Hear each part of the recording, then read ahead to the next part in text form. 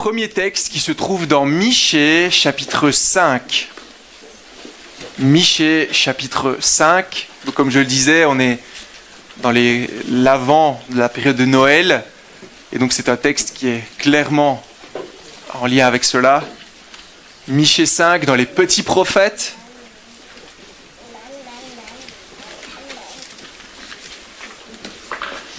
Avant Naoum, je ne sais pas si ça aide.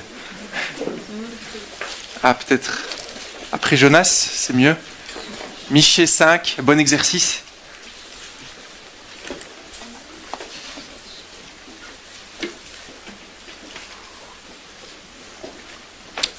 Michée 5, je lis les 5 premiers versets.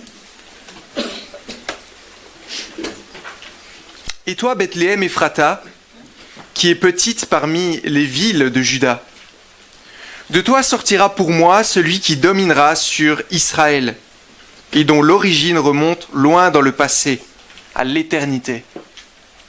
C'est pourquoi il livrera son peuple jusqu'au moment où accouchera celle qui doit accoucher. Et le reste de ses frères reviendra auprès des Israélites.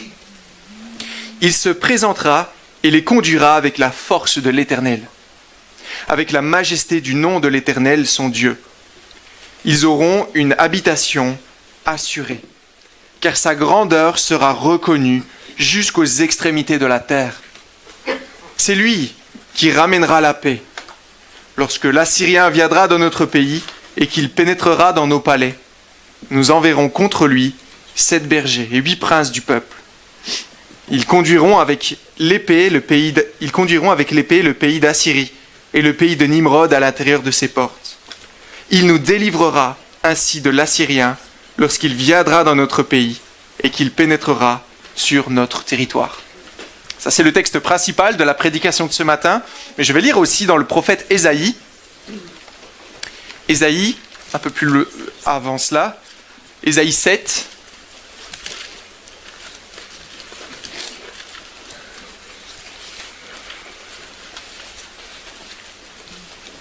Un petit peu plus longue, on va lire les 16 premiers versets, si je ne me trompe pas. Comment ? 7, 1 à 15. Écoute, je vais lire.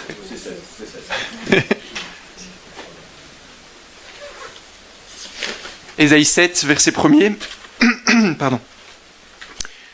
À l'époque d'Akaz, fils de Jotham, lui-même fils d'Ozias, qui était roi de Juda, Rétzin, le roi de Syrie, monta avec Péka, le fils de Rémalia, le roi d'Israël, contre Jérusalem pour l'attaquer, mais sans parvenir à s'en emparer. On annonça aux membres de la dynastie de David. Les Syriens ont pris possession sur le territoire d'Éphraïm. Akaz et son peuple en furent tous secoués, comme les arbres de la forêt lorsqu'ils sont secoués par le vent. Alors l'Éternel dit à Ésaïe, « Sors donc à la rencontre d'Akaz avec ton fils, Yashuv, au bout de l'aqueduc du réservoir supérieur, sur la route du champ du teinturier. Tu lui diras, sois tranquille, n'aie pas peur, que ton cœur ne se trouble pas, que devant ces 2 bouts de bois fumants, devant la colère de Rétzin et de la Syrie ainsi que du fils de Rémalia. Ne sois pas troublé parce que la Syrie a décidé de te faire du mal. Parce qu'Éphraïm et le fils de Rémalia disent « Montons contre Juda, semons-y la panique, frayons-nous un passage et proclamons-y le roi, le fils de Tabéel. » Voici ce que dit le Seigneur, l'Éternel. Cela ne se produira pas, cela n'aura pas lieu. Certes, Damas est la capitale de la Syrie, Rétzin, le souverain de Damas. Mais d'ici 65 ans, Éphraïm ne sera plus un peuple. Samarie est la capitale d'Éphraïm, et le fils de Rémalia, le souverain de Samarie. Si vous ne croyez pas, vous ne subsisterez pas. Verset 10. L'Éternel dit encore à Akaz, « Demande pour toi un signe à l'Éternel ton Dieu. Demande-le, que ce soit dans les plus extrêmes profondeurs ou les lieux les plus élevés. » Akaz répondit, « Je ne demanderai rien, je ne provoquerai pas l'Éternel. » Ésaïe dit alors, « Écoutez donc, membres de la dynastie de David. Est-ce trop peu pour vous de fatiguer les hommes pour que vous abusiez encore de la patience de mon Dieu.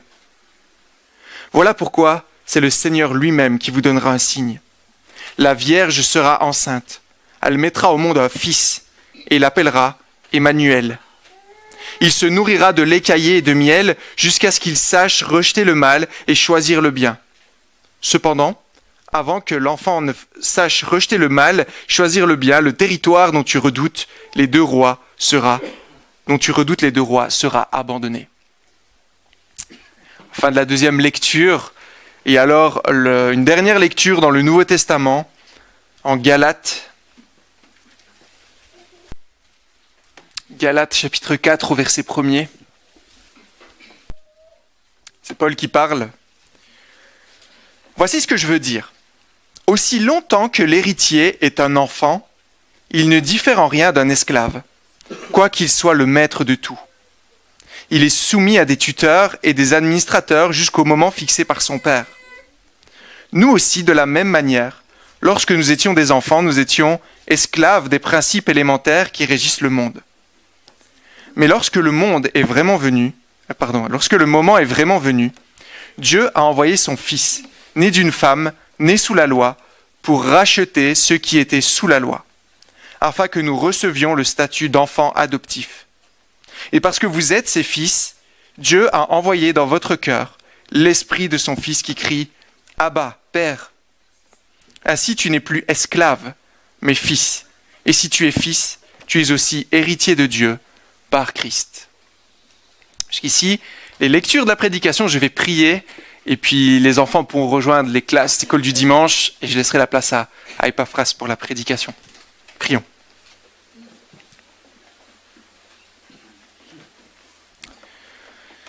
Seigneur notre Dieu, alors que nous nous penchons sur ces textes, nous remarquons encore une fois à quel point cette période de Noël n'est pas un moment qui est arrivé soudainement comme cela, mais un moment qui a été prévu dans ton projet secret depuis tellement longtemps. Certes, on l'a vu depuis avant la fondation du monde, et on voit les prophètes anciens qui ont aussi prophétisé la venue d'un enfant, que ce soit Michée, que ce soit Ésaïe. Seigneur, tout cela tient sur cette réalité. Nous avons besoin de Christ qui vient dans le monde. Et Seigneur, alors que ce matin nous nous penchons vers ces textes, je te prie de soutenir Epaphras dans sa prédication, dans le message qu'il va nous apporter afin de nous communiquer ces vérités extraordinaires, qu'elles puissent encore une fois nous réchauffer le cœur, nous pousser à vivre pour toi, à t'aimer davantage, à nous aider à être toujours plus semblables à toi. C'est ce que nous te demandons, s'il te plaît. Agis encore ce matin. Permets-nous, Seigneur, d'être à l'écoute, une écoute active, Seigneur, de la prédication. Nous voulons t'entendre parler à nos cœurs, Seigneur. Tu vois que bien souvent, nous sommes lents à comprendre, nous sommes parfois durs. Mais Seigneur, rends nos cœurs malléables par ton esprit. Permets-nous, Seigneur, encore de ne pas simplement nous dire qu'on connaît ces textes et que cette période de Noël, nous la connaissons, mais d'être encore une fois émerveillés à nouveau. Parce que toi seul peux faire. Viens-nous en aide. Et je te prie également pour les enfants qui auront leur classe d'école du dimanche ce matin, que tu puisses à eux aussi leur apprendre dès le plus jeune âge à quel point ils ont besoin de Jésus. Pas parce que leurs parents leur disent, pas parce que nous le disons ici, Seigneur, mais parce que toi tu leur révèles. Tu leur révèles la situation de leur cœur et ce salut extraordinaire, cet amour extraordinaire qui ne se trouve nulle part autre dans ce monde. Oui Seigneur, viens-nous en aide, soutiens-nous et donne-nous la joie de pouvoir quitter ce lieu en étant nourris par toi. Au nom de Jésus. Amen.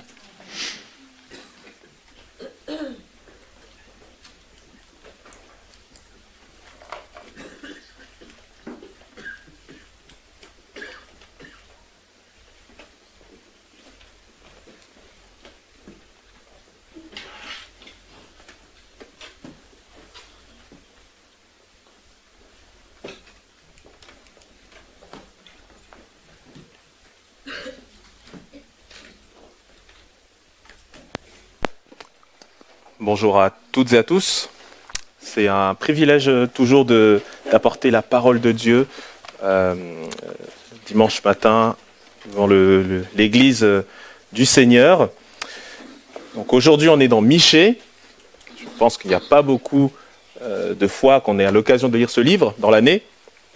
Petit prophète, j'aime beaucoup ce prophète. Et ce qui est bien, c'est que ça fait partie de ces prophètes où on est sûr et certain d'en entendre parler une fois dans l'année, c'est à Noël. Donc, c'est ce qu'on va faire aujourd'hui. Donc, on va retourner à Michée 5 et on va lire ces 5 premiers versets, les regarder ensemble avec l'aide, bien évidemment, du Seigneur. Pour commencer, j'aimerais vous poser une question assez simple en cette période très propice. Aimez-vous faire des pronostics ? On s'approche d'une certaine date fatidique. Vous commencez à regarder votre conjoint ou vos parents et vous essayez de percer les mystères du cadeau qu'ils vont vous faire. Vous essayez de guetter la moindre faille, le moindre écart qu'ils feraient dans leur langage pour comprendre quel est le cadeau qu'il ou elle va m'acheter. Ou alors peut-être que vous avez votre sœur, votre tante ou alors une amie qui vient vous voir et vous remarquez que physiquement, elle a changé, qu'elle a pris un peu d'embonpoint. Et vous vous rendez compte que ce n'est pas à cause d'un régime alimentaire, mais qu'elle attend un enfant. Alors vous partez dans vos petits pronostics et vous vous dites « est-ce un garçon ou une fille ?» Ou alors peut-être vous faites des pronostics habituels, vous regardez la télé, et puis vous considérez la météo et vous vous dites « la semaine prochaine, il fera beau. Alors on pourra faire ceci ou faire cela. » Nous sommes des êtres qui aimons projeter nos idées sur l'avenir, n'est-ce pas ? Et c'est exactement ce qui se passe dans notre histoire du jour.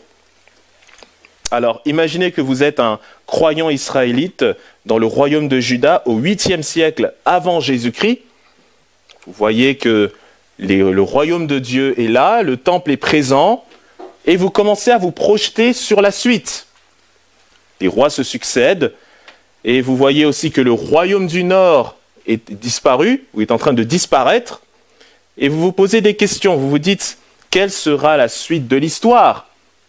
Alors qu'il y a une menace ennemie présente en la personne de l'Assyrie. C'est le contexte de notre chapitre ici, dans Michée chapitre 5. Donc je le disais, dans le royaume du Nord qui est en train de disparaître, il y a de l'idolâtrie. On constate effectivement qu'en 722, le Seigneur a porté sa patience à son comble et a livré le royaume du Nord et sa capitale Samarie aux Assyriens. Mais le royaume de Juda n'est pas en reste, parce que nous avons de l'idolâtrie aussi sous un roi dont on a entendu le nom dans la lecture d'Ésaïe. Ce roi, c'est Akaz. Akaz est le fils de Yotam. Yotam était un roi fidèle à Dieu, mais Akaz, lui, a choisi une autre voie, plutôt la voie d'Akab. Si ça vous dit quelque chose, ce roi, c'était le roi à l'époque du prophète Élie. Et donc, il a suivi cette voie qui est la voie de l'idolâtrie, de sacrifice aux faux dieux, de pratiques divinatoires et toutes ces choses. Malheureusement, cela a attiré un jugement certain pour le peuple. Et c'est dans ce contexte-là que Michée, mais aussi Ésaïe, mais encore Osée, les trois ont prophétisé plus ou moins aux mêmes périodes. Michée arrive en Juda. Au chapitre 1, on lit que c'est un prophète qui a exercé au temps de Yotam, d'Akaz et d'Ézéchias. Tous des rois de Juda. Et donc c'est pendant cette période où Akaz partage la royauté avec Ézéchias, son fils, que Michée reçoit cette prophétie. Et juste avant que l'Assyrie attaque le royaume de Juda, il reçoit une prophétie particulière, c'est celle que nous avons lue au chapitre 5 à partir du verset 1. Que nous dit cette prophétie ? On l'a lue. Elle nous parle d'un prophète, un Messie qui va ressembler au roi David et qui va délivrer non pas seulement de la menace assyrienne, mais de la menace tout court. Alors chacun y va de son pronostic. À quoi va-t-il ressembler ? D'où est-ce qu'il va naître ? Comment ça va se passer ? Normalement, si c'est un roi de Juda, il viendra de Jérusalem, n'est-ce pas ? Nous y reviendrons dans un instant. Mais finalement, cette prophétie nous pose une seule question. Quel est le plan de Dieu pour sauver son peuple en période de jugement. Quel est le plan de Dieu pour sauver son peuple en une période sombre de jugement? Une réponse sous 4 points, une naissance inattendue, un sauveur étonnant, un triomphe extraordinaire et un cadeau merveilleux. Alors vous avez les plans de la prédication normalement, il en reste pour ceux qui en veulent, pour suivre la prédication avec moi. Voyons donc d'abord une naissance inattendue. C'est au verset 1. Tout d'abord, il y a le chapitre 4. On n'a pas lu le chapitre 4, mais si je relis juste le verset juste avant, nous lisons ceci. « Maintenant, fille de troupe, rassemble tes troupes. On nous assiège. Avec le bâton, on frappe sur la joue le juge d'Israël. » C'est une parole terrible. Le Seigneur est en train de dire que le juge d'Israël, donc celui qui domine Israël, va être frappé. Néanmoins, verset 1 du chapitre 5, « Et toi, Bethléem Ephrata, toi qui es petite parmi les milliers de Juda, de toi sortira pour moi celui qui dominera sur Israël et dont l'origine remonte au lointain passé, au jour d'éternité. » Bethléem, c'est un nom qui résonne dans nos têtes, n'est-ce pas? Pour celui qui est assidu dans sa lecture de l'Ancien Testament, c'est un nom de ville qu'on a vu au moins 2 fois. La première fois, bien sûr, on sait que c'est avec David, 1 Samuel 17, notre pasteur a fait une série de prédications là-dessus, 1 Samuel 16, pardon, où nous savons que David est originaire de Juda. Mais il y a une autre occurrence, un peu plus avant, très importante, c'est en Genèse 35. Que se passe-t-il en Genèse 35? Eh bien, nous avons Rachel, l'épouse de Jacob, la mère de Benjamin et la mère de Joseph, qui va donc donner vie à Joseph et mourir dans la foulée à Bethléem. C'est donc une ville importante dans l'histoire du salut, mais ce n'est pas non plus la grande ville où tout va se passer. Mais voilà ce que le Seigneur dit, non, le Messie qui arrive va venir de Bethléem. Et ça, chers amis, c'est un double jugement pour Israël. Pourquoi? Premièrement, ça montre que la royauté n'est pas digne de la fonction. Et oui, parce que la ville royale, à l'époque, c'est pas Bethléem, c'est même pas Samarie, c'est Jérusalem. Les rois de Juda viennent et règnent depuis Jérusalem. Le temple est à Jérusalem. La maison du roi est à Jérusalem. Donc logiquement, le roi, Messie, devrait venir de Jérusalem, n'est-ce pas? Et donc si on faisait un pronostic, on se dit, ah bah, c'est facile, il va venir de Jérusalem. Mais cela montre quoi? Cela montre que la royauté à l'époque de la prophétie est une royauté corrompue. Une royauté qui ne suit pas la loi de l'Éternel. C'est pour ça qu'au verset 2 du chapitre 5, nous lisons « C'est pourquoi il, donc l'Éternel, les abandonnera. » Le Seigneur va abandonner son peuple. Pourquoi?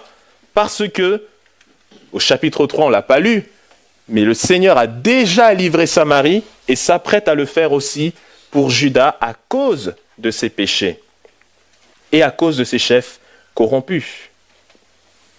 Comme je le disais, le roi de l'époque, Akab, était le fils de Jotham. Jotham était un roi qui aimait le Seigneur. C'était un roi vraiment qui servait l'Éternel de tout son cœur. Néanmoins, il n'avait pas enlevé tous les hauts lieux qui subsistaient à Jérusalem, qui subsistaient dans le royaume de Juda. Tous ces lieux où on pratiquait l'idolâtrie. Mais son cœur était à l'Éternel. Mais pas totalement, puisqu'il y avait encore ces choses-là. Et son fils, donc Akaz, comme je le disais, a suivi la voie d'Akab, son ancêtre qui était immoral, marié à Jézabel, qui pratiquait des choses abominables. Et lui, il a suivi cette voie-là. Il sacrifiait même ses fils au feu, au dieu Moloch, ce qui était interdit par la loi de Moïse. Et donc tout ça montre que la royauté à l'époque de Michée n'est pas digne de la fonction dont l'Éternel lui a accordé.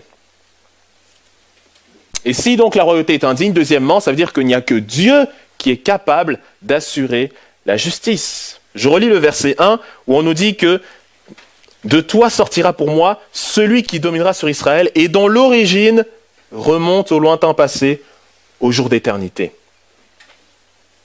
Ce n'est pas un homme qui va venir régner sur Juda, c'est Dieu lui-même. Et Michée, je l'ai dit tout à l'heure, est un contemporain d'Ésaïe. Pourquoi ça c'est important? Si vous avez été attentifs, nous avons lu Ésaïe 7. Et que lisons-nous dans Ésaïe 7? Nous lisons une prophétie où voilà que Ésaïe est devant le roi Akaz et lui dit, mais voilà, il y a la menace qui arrive, mais le Seigneur vous a prévenu, cela n'arrivera pas. Il vous protégera. Alors prie le Seigneur, demande un signe. Et que dit-il? Il dit, ah non, moi j'ai pas envie de provoquer le Seigneur. Alors qu'il sacrifie ses enfants au feu et fait des choses abominables, mais je ne vais pas provoquer le Seigneur. Alors le Seigneur prononce une parole sévère à Akaz, avec cette phrase que nous connaissons bien souvent, « Voilà pourquoi le Seigneur lui-même vous donnera un signe, la jeune fille ou la vierge sera enceinte, elle mettra au monde un fils, on l'appellera Emmanuel, c'est-à-dire Dieu avec nous. » Akaz, infidèle à Dieu, incrédule, Dieu lui répond par un signe, par la venue d'un Messie fidèle et serviteur de Dieu. Donc Dieu va venir dans ce monde. C'est invraisemblable pour un Judéen au 8e siècle. Comment Dieu lui-même peut venir s'unir à une humanité aussi pécheresse? Avant de répondre à ces questions, on y viendra à la fin de ce message. Restons concentrés sur le contexte et remarquons qu'ici, donc, c'est ce jugement-là où on voit que donc celui qui est capable d'accomplir l'équité et la justice, ce n'est pas un roi actuel, ce n'est même pas un roi à venir. C'est l'Éternel seul qui assure la paix dont parlera Michée au verset 4. Et donc, malgré tout ça, c'est une bonne nouvelle. Une bonne nouvelle dans le jugement, puisque Emmanuel, Dieu avec nous, c'est-à-dire que Dieu est auprès de son peuple. Dieu sera avec son peuple. Dieu va défendre son peuple face à la menace. Et cela aussi nous ramène à une promesse que Dieu avait faite à David, où il lui disait « Ta maison et ton règne seront assurés pour toujours après toi. Ton trône sera affermi pour toujours » de Samuel 7, au verset 16. Cette alliance que Dieu a fait avec David sur sa maison en lui disant qu'il ne manquera jamais de successeur au trône. Et c'est une bonne nouvelle, parce que ça montre que malgré l'attitude d'Akaz, malgré les menaces qui arrivent, le Seigneur arrive à faire correspondre son jugement et son alliance. Et c'est la promesse divine qui le fait. Il y a donc un espoir malgré les ténèbres. Dieu tient à son alliance. Dieu tient à ce que l'histoire avance parce que c'est un Dieu de promesses et que c'est un Dieu tout-puissant, capable d'agir au-delà de ce que même nous pouvons imaginer ou concevoir. Oui, Juda mérite le jugement, clairement. Mais la promesse de Dieu à David doit tenir aussi. C'est là merveilleusement que Dieu se manifeste en prenant lui-même les choses en main par cette naissance inattendue. Il y a plein d'histoires qui peuvent nous parler de ça. Moi, je pensais surtout à une histoire passionnante, une histoire vraie, puisque ça s'est passé au 19e siècle, c'est le réveil de Genève. Le réveil de Genève, c'est un réveil qui commence dans un contexte justement de ténèbres, où nous avons l'Église du côté de Genève, dans le canton de Genève, qui est totalement asservie par le libéralisme. Voilà que les universitaires, les églises, les pasteurs vont prêcher un Christ qui n'est même plus Dieu, vont prêcher une Bible qui est plus du tout parole de Dieu, et vont même s'intéresser plutôt à un sentiment religieux, et dire que finalement ce qui compte, c'est ce que je ressens de Dieu, et pas ce que Dieu a dit dans sa parole. Et malgré tout cela, le Seigneur prend les choses en main. Il va envoyer des missionnaires, il va susciter des jeunes étudiants qui vont se délecter de prédications de frères moraves et qui vont lancer un réveil, malgré eux, dans le canton de Genève. Peut-être des noms qui vous viennent, Émile Gers, Henri Pitt ou même Ampéta, qui a fait « Grand Dieu, nous te bénissons ». Donc tous ces noms qui sont c'est des jeunes étudiants qui n'avaient pas forcément de quoi révolutionner des choses. Le Seigneur les a pris en main et les a suscités pour relancer la flamme de l'Évangile dans le canton de Genève. On peut penser aussi à Louis Gossin et à bien d'autres. Et ils vont être soutenus par des missionnaires britanniques qui vont venir, qui viennent d'Écosse ou d'Angleterre, pour annoncer la parole de Dieu à ces jeunes, pour leur apprendre à prêcher d'après la Réforme, de prêcher le salut par la foi seul, en Christ seul. Et alors, les églises se remplissent, conversion, des choses magnifiques se passent. Néanmoins, il y a l'opposition. Et l'opposition vient de la compagnie des pasteurs de l'église d'État dans le canton de Genève. Ces personnes qui, soi-disant, ont ce pouvoir de vie ou de mort, si je puis me permettre l'expression, sur les églises, et vont dire que non, il faut arrêter ce mouvement, on va dire, qui est hors de l'église d'État. Mais le Seigneur est bien plus fort. Et l'évangile avance, avance, avance, avance. Des pasteurs sont révoqués, des pasteurs sont destitués, mais ils continuent à proclamer la foi vivante. On voit comment Dieu agit malgré les ténèbres, de manière inattendue, à faire naître un réveil, là où il y a l'indifférence, et il y a aussi le déclin. Pourquoi le Seigneur agit ainsi ? Pourquoi on pourrait se dire, mais c'est pas normal, on mérite d'être jugé. Mais parce que le Seigneur est plein de grâce, il est fidèle à son alliance, et il veut que son plan avance. C'est une naissance inattendue. Cela nous montre aussi alors donc que nous devrons avoir les bons yeux, nous aujourd'hui. Qu'est-ce que j'entends par ça ? C'est que quand on regarde le monde actuel, on a l'impression que tout semble bien aller, en tout cas dans notre contexte. Alors qu'en fait, en réalité, peut-être que nous sommes en train d'être jugés dans notre contexte. Quelle réaction ? Serons-nous comme Michée et le fameux reste fidèle dont il est question ici, qui va se réfugier dans la repentance, dans la prière à Dieu, et qui va essayer vraiment de se mettre vraiment en position pour que le Seigneur nous écoute ? Ou alors allons-nous faire comme la majorité ambiante, l'indifférence totale, la routine, l'aveuglement, l'idolâtrie ? Comment sont nos yeux ce matin ? Discernons-nous le temps dans lequel nous vivons ? Malgré tout cela, le Seigneur nous amène aussi à comprendre que malgré le jugement qui peut arriver et qui va arriver, la promesse tient ferme.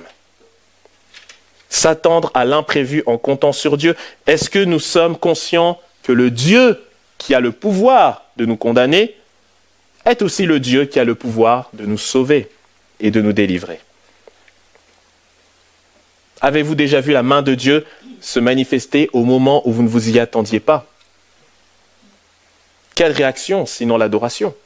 Quelle réaction sinon la reconnaissance devant ce Dieu qui fait de grandes choses ? Est-ce que nous nous attendons à être surpris par Dieu ? C'est aussi une chose à voir dans cette naissance merveilleuse d'un Messie. Et cela nous amène au deuxième point, un sauveur qui est étonnant. La naissance est inattendue, Bethléem. Mais que dire de la qualité de ce sauveur ? C'est les versets 3 et le verset 4 où on nous apprend que ce sauveur, verset 3, se dressera et fera paître les enfants d'Israël avec la force de l'Éternel, avec la majesté du nom de l'Éternel, son Dieu. Il fera paître un sauveur qui est un berger. Intéressant, n'est-ce pas ? Pourquoi ? Parce que finalement, le roi, quand on réfléchit à l'époque de Juda, un roi, tout comme en fait depuis le début, son premier rôle, c'est de prendre soin du peuple de Dieu. Son rôle, c'est de défendre la nation face aux menaces extérieures, mais aussi de protéger son peuple dans des menaces intérieures. Le problème, c'est qu'on vient de le lire, les rois de Juda n'étaient pas des bons bergers. Ils étaient des bergers indignes de leur fonction. Ils n'ont pas suivi ce que Dieu lui-même dit de lui-même dans l'Exode, mais aussi dans le psaume 23, ce que David nous rappelle, que l'Éternel est notre berger, nous ne manquerons de rien. C'est pour ça qu'il y a donc ce jugement au verset 2. Mais heureusement que ce Messie qui arrive sera un bon berger. Non seulement il sera un bon berger, mais en plus, il gouvernera avec la force, la majesté du nom de l'Éternel. Il ne gouvernera pas de son propre gré, mais il le gouvernera avec l'aide et la puissance du Seigneur. Non seulement c'est un berger, mais regardez le verset 4, c'est lui qui sera la paix. Un berger et un roi de paix. N'est-ce pas ce dont nous avons toujours besoin ?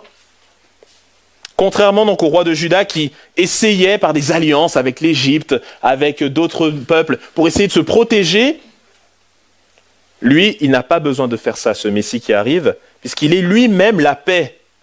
Et Ésaïe, dans chapitre 9, au verset 5, dira même que cet enfant, on l'appellera prince de la paix.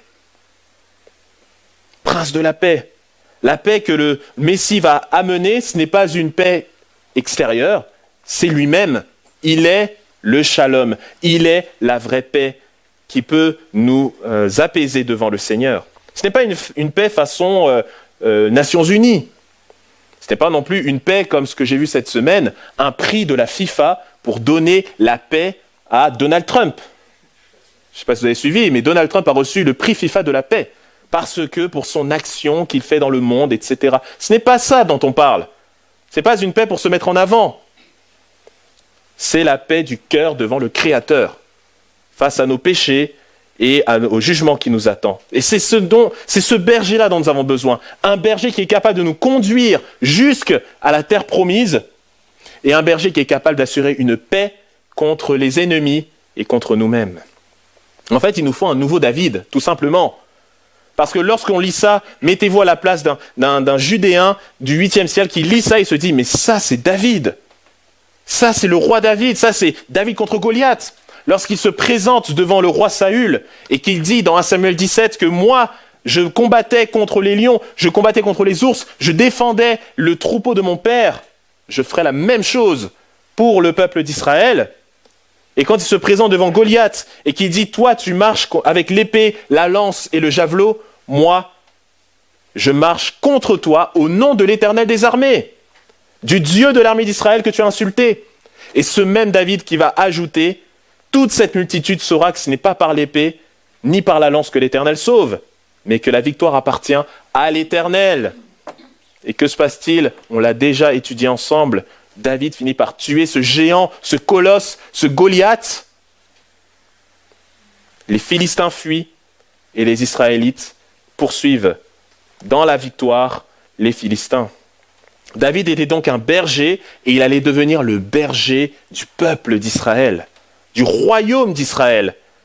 Mais il n'a pas combattu seul, il a combattu avec la force de l'Éternel et la majesté de l'Éternel. N'est-ce pas merveilleux de voir des réminiscences comme cela? On a besoin d'un nouveau David. C'est ce que se dit tout lecteur averti et tout auditeur de cette prophétie.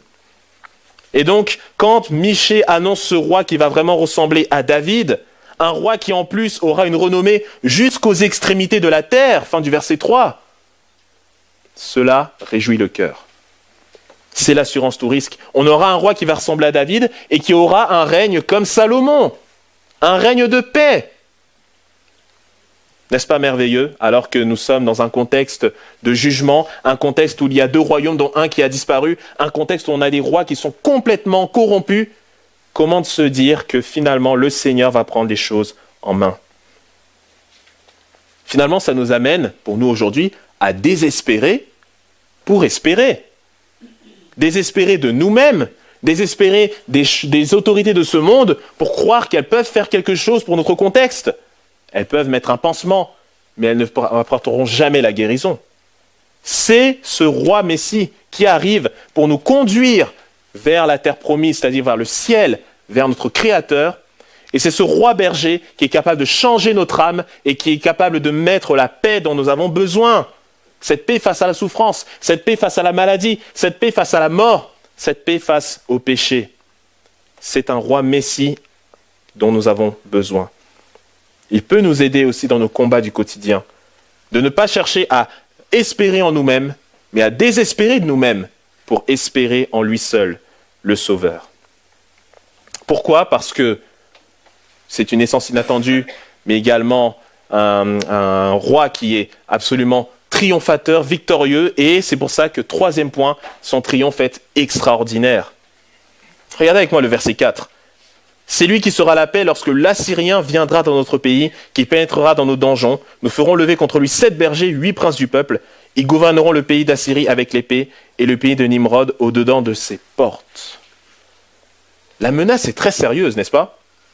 C'est la première observation. C'est qu'au verset 4 et au verset 5, Michée nous dit qu'il y a une menace qui arrive pour Juda, qui est une menace présente, puissante, imminente, c'est la Syrie. Et c'est même une menace qui est inévitable. Et puis nous voit aussi de Nimrod. Nimrod était le descendant de Noé. C'est lui qui a fait notamment les villes comme Babel. Et donc, quand on parle de Nimrod, on pense à Babylone. Et donc Michée, avant même que Babylone soit une puissance, annonce que le royaume de Juda va être frappé par Babylone. Donc on a l'Assyrie, on a Babylone, on a les deux plus grands ennemis de l'époque et de l'époque à suivre pour Israël. Des ennemis hostiles au royaume de Dieu. Ils représentent Satan et ses anges déchus. Qu'est-ce que ça veut dire? Ça veut dire que finalement, Israël n'aura jamais la paix tant que le Messie n'intervient pas. Tant que le Messie ne fait pas son œuvre, il n'y aura pas de paix possible. Et pire, les ennemis sont vraiment menaçants, donc même si on fait des alliances, le Seigneur ne permettra pas à son peuple qu'il s'en sorte par lui-même. C'est pour cela qu'on a besoin d'une réponse. Et cette réponse, on l'a au verset 4. Une réponse qui n'est pas en quantité, mais en qualité. Je relis. Nous ferons lever contre lui 7 bergers et 8 princes du peuple. 7, c'est la complétude. C'est vraiment le chiffre du plein accomplissement. Et 8, c'est le chiffre de la pleine plénitude. Alors l'idée, c'est quoi? C'est de se dire que oui, l'opposition sera forte, elle sera puissante, elle sera menaçante, en nombre peut-être, mais pas en qualité. Parce que même si l'Assyrie, qui est une armée surpuissante, représente le diable, ce que Dieu propose est bien plus fort, parce qu'il est le Dieu créateur, et il est le Dieu souverain, il est le Tout-Puissant.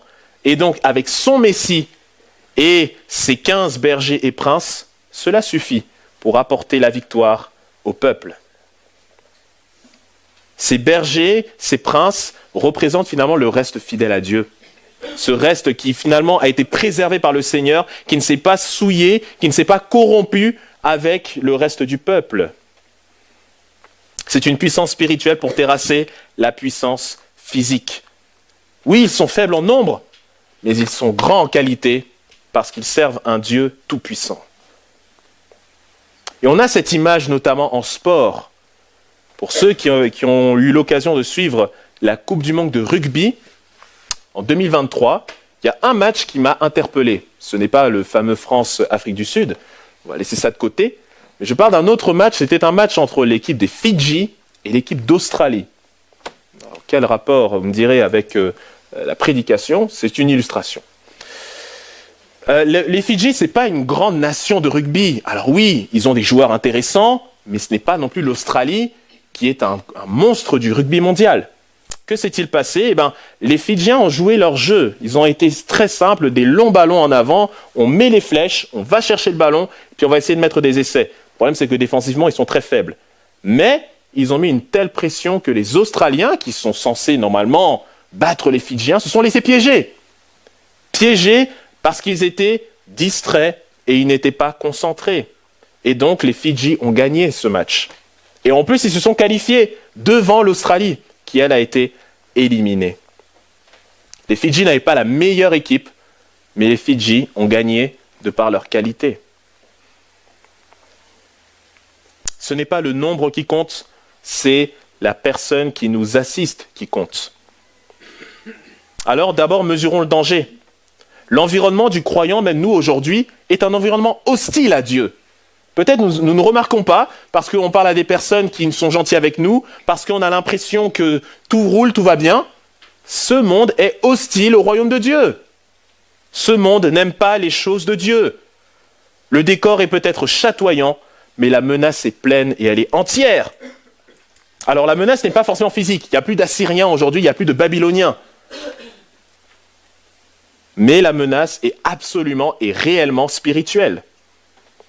Est-ce que nous sommes conscients du danger qui entoure nos vies quand on est sur notre lieu de travail, quand on est dans notre établissement scolaire, dans notre village? Est-ce que nous sommes conscients qu'il y a une menace puissante et présente? Cela nous amène à maximiser notre vigilance vis-à-vis de cela. Mais, nous venons de le lire, nous avons un capitaine, un chef qui est avec nous et une équipe. Et cette équipe, c'est le peuple de Dieu. Le Messie peut travailler seul, il n'a pas besoin de nous. Mais le Messie veut travailler avec nous. Il veut nous impliquer dans son projet Et c'est pour cela que c'est lui qui va prendre la direction avec les bergers et les princes du peuple, c'est-à-dire le reste fidèle. Et cette fin d'année dans laquelle nous vivons, c'est un moyen de se rappeler, est-ce que je marche en équipe ou est-ce que je marche en solo, en individuel? Est-ce que je compte seulement sur moi-même ou est-ce que je compte sur mon frère et ma sœur, notamment pour avancer et faire avancer le royaume de Dieu? Suis-je une partie prenante du combat ou suis-je un agent passif? Est-ce que je suis dans le bon wagon en route vers le ciel?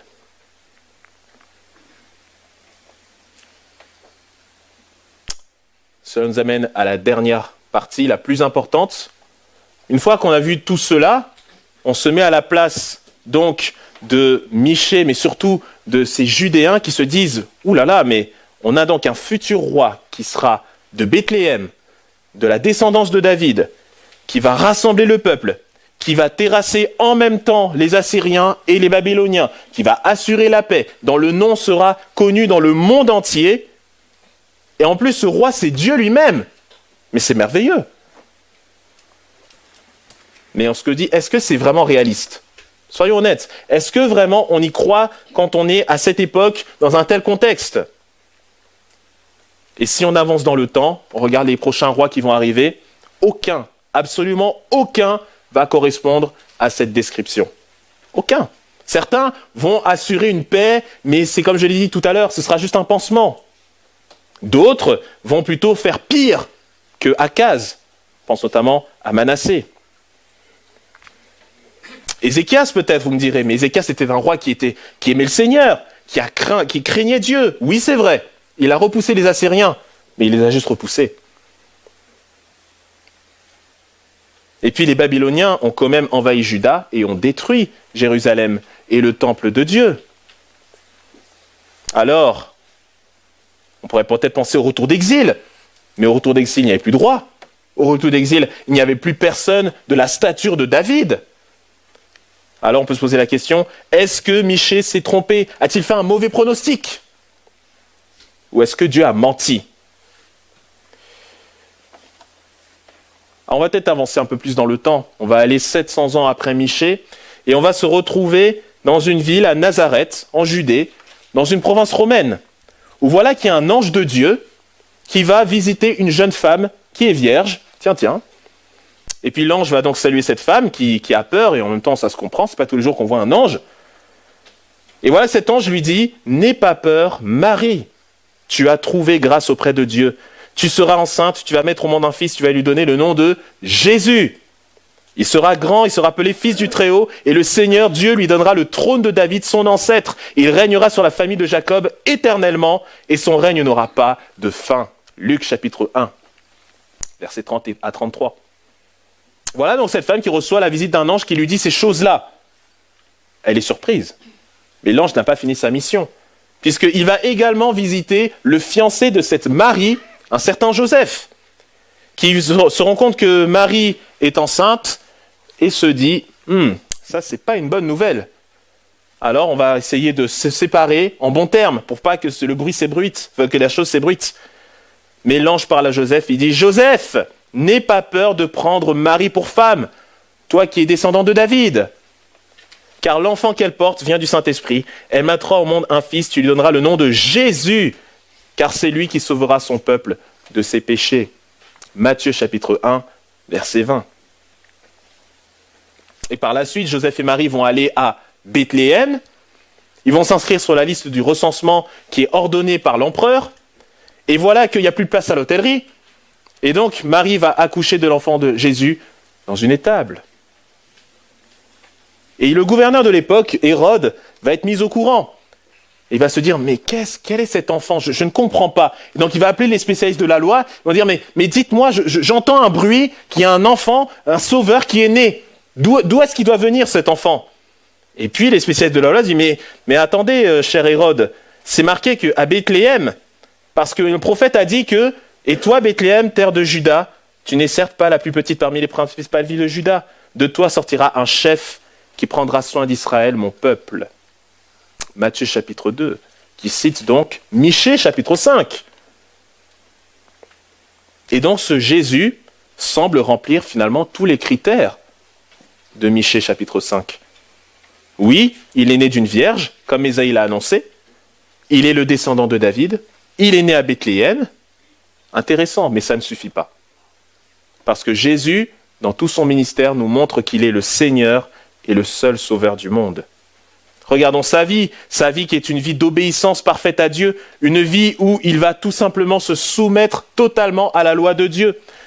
Un moment, il sera devant les spécialistes de la loi qui l'accuseront de se prendre pour Dieu et il dira « Oui, avant qu'Abraham fût, je suis ». Ce nom qui n'est pas n'importe quel nom, c'est le nom que l'Éternel a révélé à Moïse. Jésus est donc l'accomplissement de toutes ces prophéties. C'est lui Emmanuel, c'est lui Dieu avec nous. C'est lui qui est donc cette divine surprise. Mais plus que cela, Jésus, comme il est dit dans Michée 5, sa grandeur sera reconnue jusqu'aux extrémités de la terre. Comment ? Mais à cause de sa mission.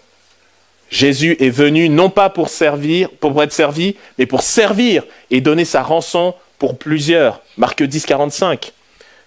Jésus a dit aussi que lorsqu'il aura été élevé de la terre, c'est-à-dire mis sur une croix, tous les hommes viendront à lui. Jean chapitre 12. Et Jésus est venu non pas seulement pour vivre, mais il est aussi venu pour mourir, spécialement à cause du jugement. Jugement qui devait tomber sur le peuple d'Israël, mais sur tous les fils d'Adam. Dieu nous a tous livrés à cause de notre péché. Et nous méritions la colère de Dieu. Nous méritions le jugement de Dieu. Mais puisque le Seigneur, je l'ai dit tout à l'heure, est plein de grâce et plein de bonté et d'amour pour son peuple, il a pris les choses en main. Il a envoyé Jésus qui est venu dans le monde pour lui-même prendre la colère que nous méritions, le châtiment qui nous était réservé et retomber sur lui. Il est venu nous délivrer de nos péchés, mais aussi de l'Assyrien et du Babylonien, c'est-à-dire de Satan et de ses démons. Il est venu nous racheter de nos malédictions, comme nous l'avons lu dans Galates 4, nous racheter de notre désobéissance de la loi. Et il a changé notre statut de rebelle, nous sommes passés à enfants de Dieu. Et donc sa venue sur terre, sa mort à venir et sa résurrection montrent que Jésus a vraiment ramené la paix dont il est question ici. Il nous a délivrés de l'Assyrien par sa résurrection et il va nous donner une habitation assurée qui commence avec la vie éternelle. La communion avec Dieu, le paradis. À tous ceux qui placent leur confiance en Jésus, qu'on soit juif ou non juif, cette réalité est pour vous. Voilà le moyen que Dieu a trouvé pour pleinement accomplir Michée 5. Il a envoyé Jésus et son jugement a été exercé, sa grâce a été manifestée et sa fidélité a été témoignée. Gloire soit rendue au Seigneur. Et si nous revenons maintenant, aujourd'hui, en ce 7 décembre 2025, on considère la situation d'aujourd'hui, on regarde ce monde qui, d'un côté, a l'air d'aller bien et d'un autre côté, est en train de s'effondrer. Un monde qui est tourmenté par des guerres, par des crises économiques, par des crises écologiques. Un monde où on voit l'Église de Dieu qui est persécutée, physiquement et même spirituellement et psychologiquement, surtout en Occident. On a l'impression que les choses ne vont de mal en pis. Et peut-être comme moi, vous faites des pronostics, vous dites « Ah, donc Jésus va revenir vite là, ça y est, on y est !» Mais est-ce la bonne attitude ? La bonne attitude peut-être, c'est simplement de relire Michée 5 et de se remémorer, de se dire, en cette période où nous préparons Noël, de remonter le temps et de nous attendre à l'arrivée du Messie. Arrivée qui est arrivée il y a plus de 2000 ans, et une nouvelle arrivée que nous attendons pour la consommation de toutes choses, pour le retour et la fin de ce monde.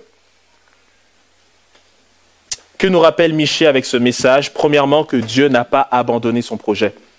Il n'a pas abandonné son projet de restaurer ce monde malgré la chute.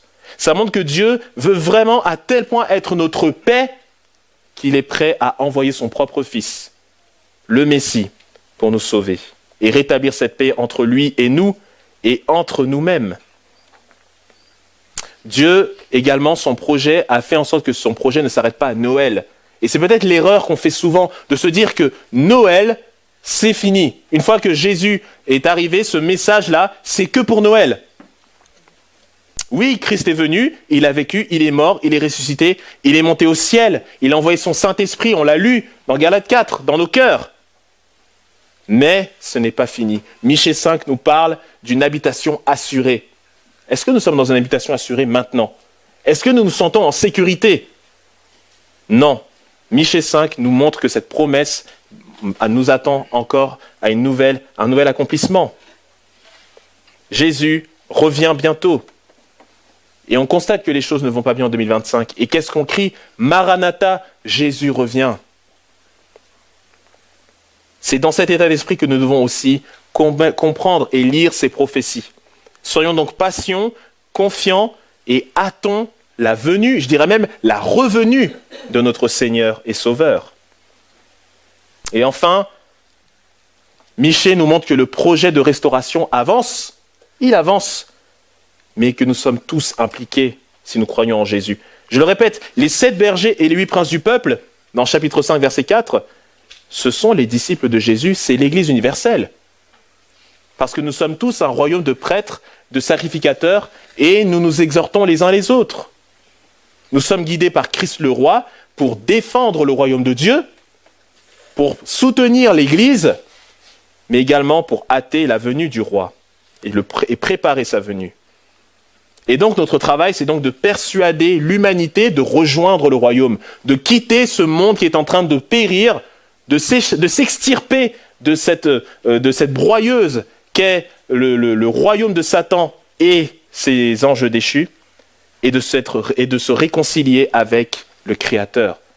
Telle est ma tâche, telle est votre tâche si vous êtes en Christ. Et si vous n'êtes pas en Christ, vous avez peut-être lu cette prophétie en vous disant que c'est une belle histoire, c'est sympathique, c'est beau, c'est pas réaliste. Mais est-ce réaliste de vivre dans le déni en sachant que vous savez très bien que tout ne va pas bien?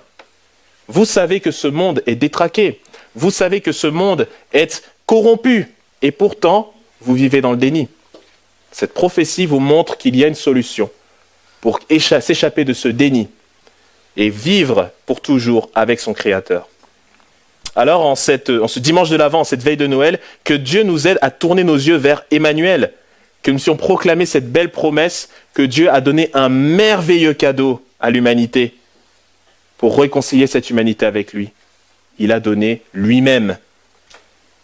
Que Dieu nous aide à annoncer, à proclamer autour de nous cet évangile de délivrance, cet évangile de paix, cet évangile de victoire qui annonce la naissance inattendue du Sauveur étonnant et son triomphe extraordinaire pour notre salut.